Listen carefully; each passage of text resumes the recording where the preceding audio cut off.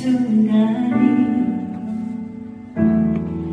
당연한 건 아니라 은혜였소. 아침 해가 뜨고 저녁에 노을, 봄의 꽃향기와 가을의 열매, 변하는 계절의 모든 순간이 당연한 건 아니라 은혜였소. 모든 것이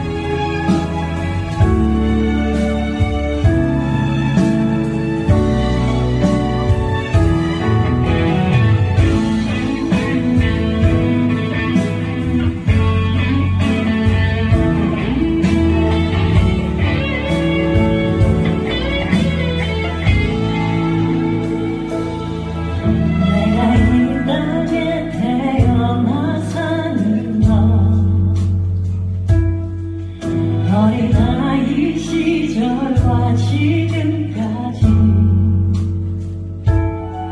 숨을 쉬며 살며 꿈을 꾸는 삶, 당연한 건 아니라 은혜였소.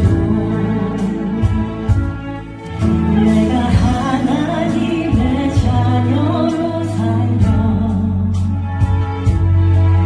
오늘 찬양하고 예배하는 삶, 복음을 전할 수 있는 축복이, 우리 함께 찬양할까요? 당연한 건 아니라 은혜였소. 모든 것이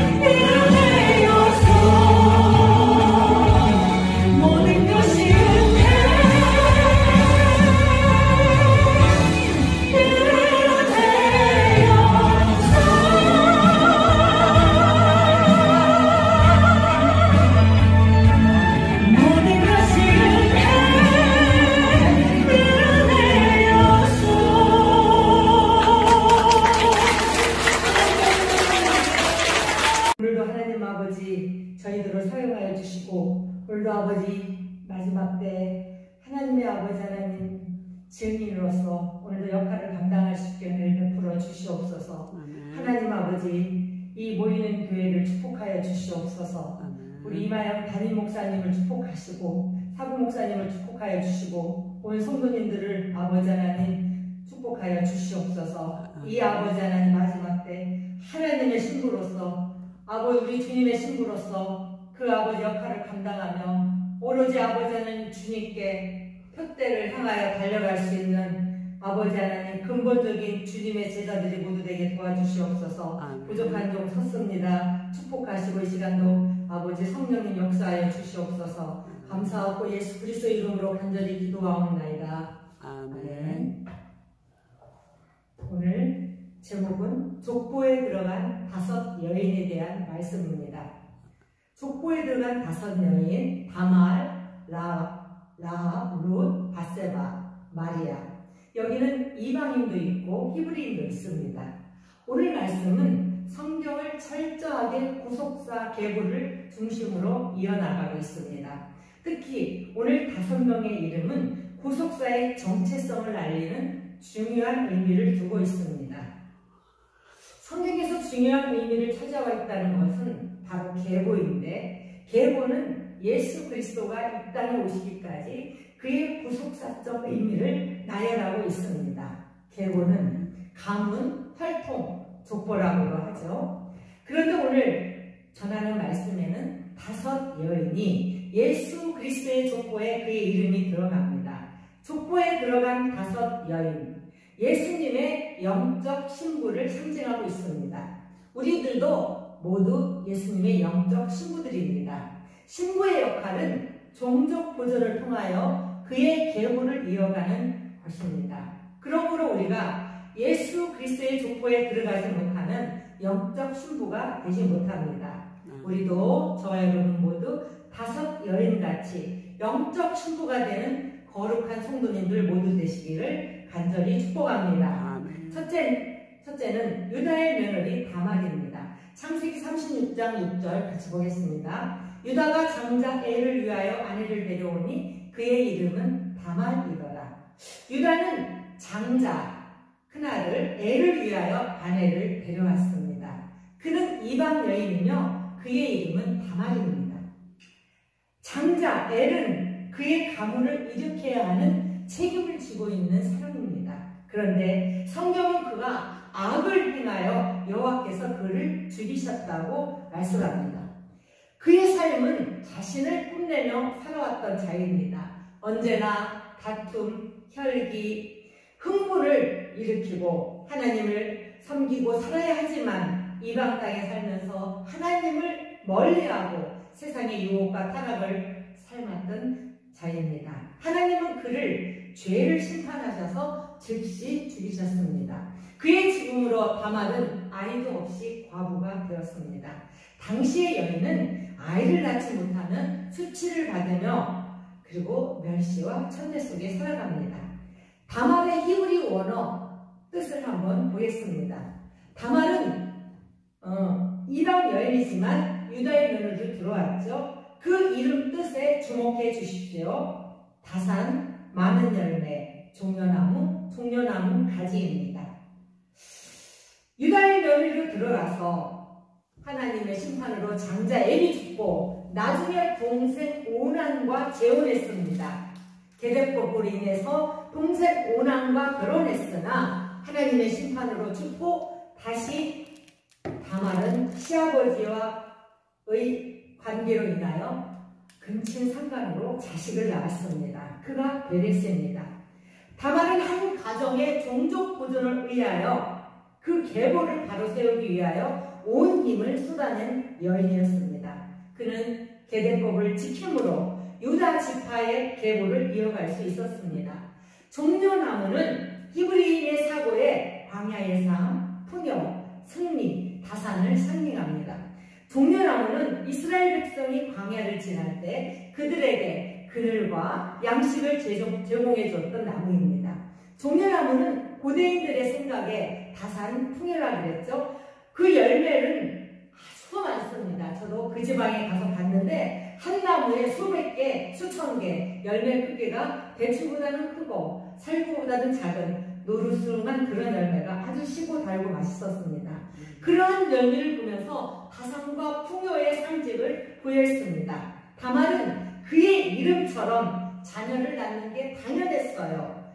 그래서 그는 시아버지를 유혹합니다.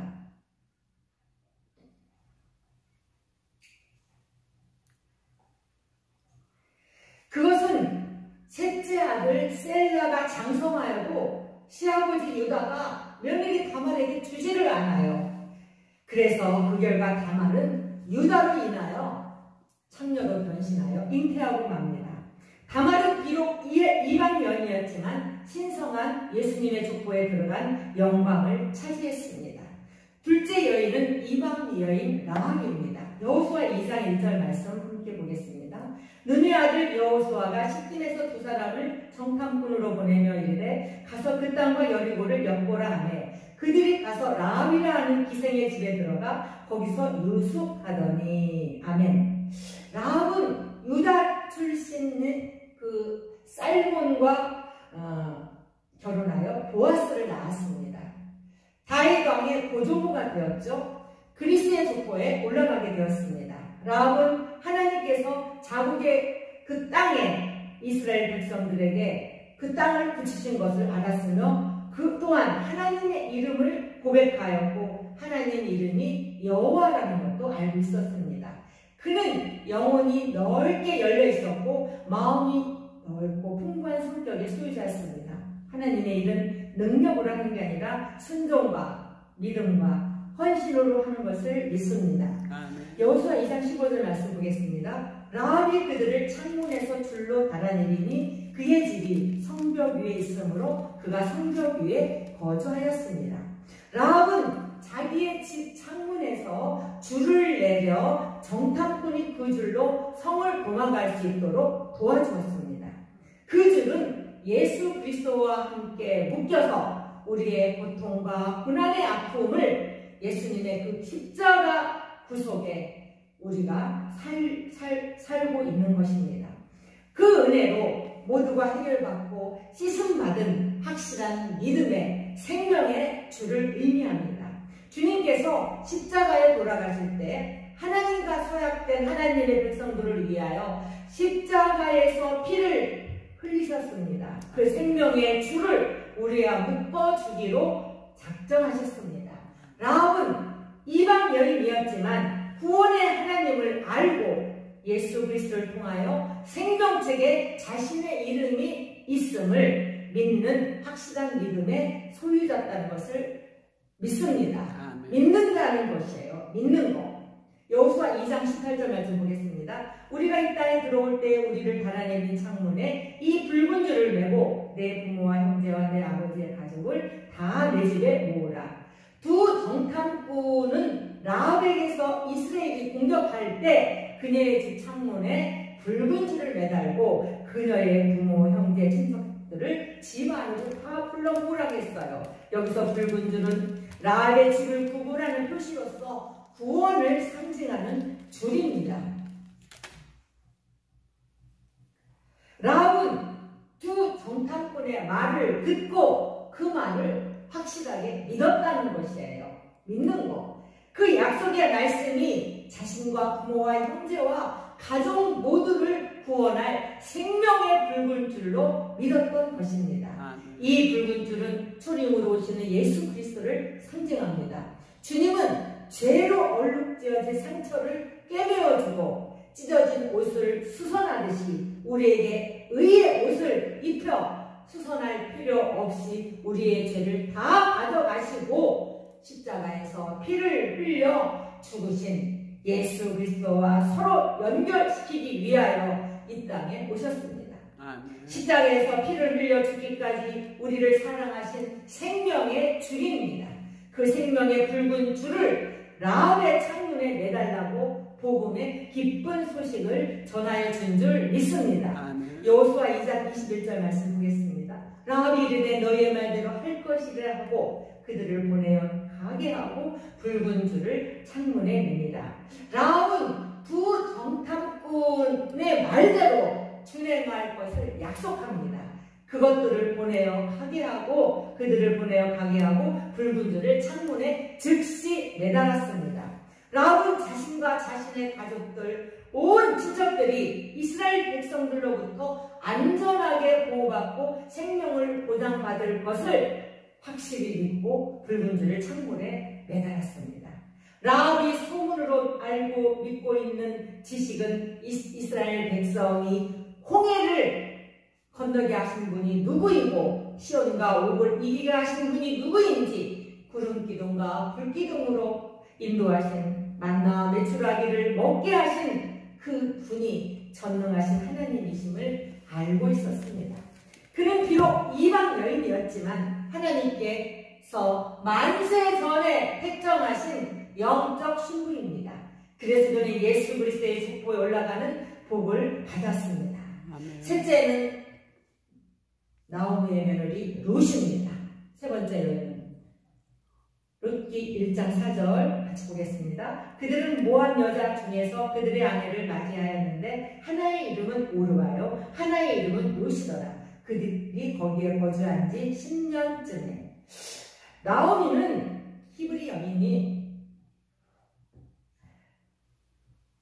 나오미는 모압 땅에서 10년 살면서 두 아들과 남편을 3부자를 모두 잃었습니다.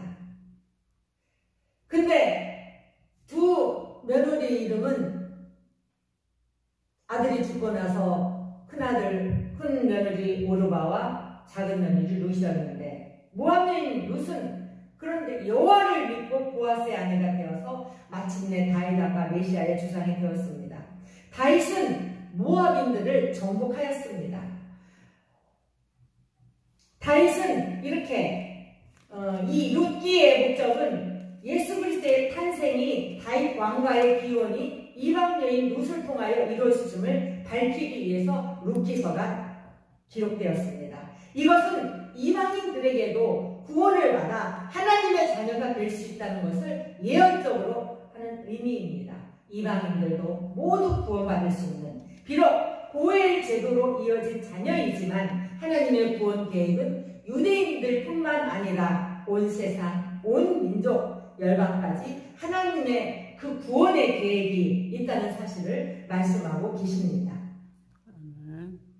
룻은 베들레헴 사람 보아스와 재혼하여 다윗과 예수님의 여자 조상이 된 모압 여인입니다. 모압 여인. 룻은 신약 성경에서 마태복음 1장 5절 예수님의 족보에 예수님의 여자 조상으로 나옵니다. 살몬은 라합에서 보아스를 낳고 보아스는 룻에게서 오벳을 낳고 오벳은 이새에게서 낳고 룻은 그의 시어머니 나오미를 박대하지 않고 봉양하고 친구가 되어주고 이웃이 되어 끝까지 시어머니를 지키며 인도하는 자입니다. 하나님은 이러한 이방 여인 룻을 통하여 언약 백성으로 삼으시고 구속사의 계획을 이루어 가십니다. 룻도 이방 여인이지만 예수 그리스도의 족보에 들어가는 복을 받았습니다. 네 번째 여인은 다윗의 아내 바세바입니다. 역대상 3절 5절 같이 보겠습니다. 예루살렘에서 그가 낳은 아들들은 이러하니 시므아와 소박과 나단과 솔로몬 네 사람은 다 암미의 딸 바수아의 소생이요. 바세바는 다윗과 살면서 네 아들을 낳았습니다. 첫 아들은 낳은 지 7일 만에 죽고 말았죠. 바세바의 아버지, 친정 아버지 이름은 암미엘입니다. 엘자가 들어갔어요. 하나님의 사람이라는 뜻이죠. 다니엘, 이스라엘, 가브리엘, 미가엘, 사무엘. 바세바는 우리아의 아내였습니다.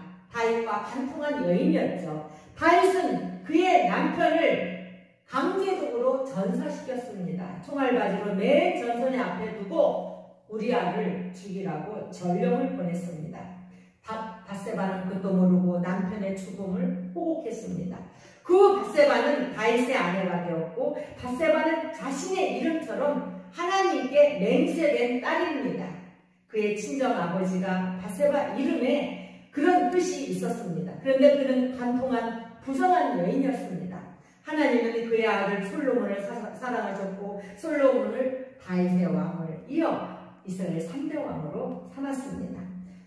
바세바의 히브리식 이름은 바수아입니다.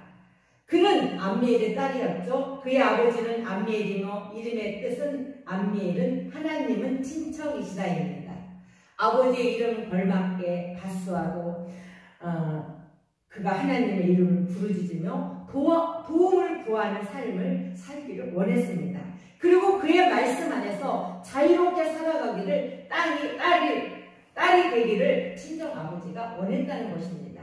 지금까지 우리아의 아내로 불렀던 그의 이름이 암미의 딸, 이제 바수아로 기록하고 있습니다.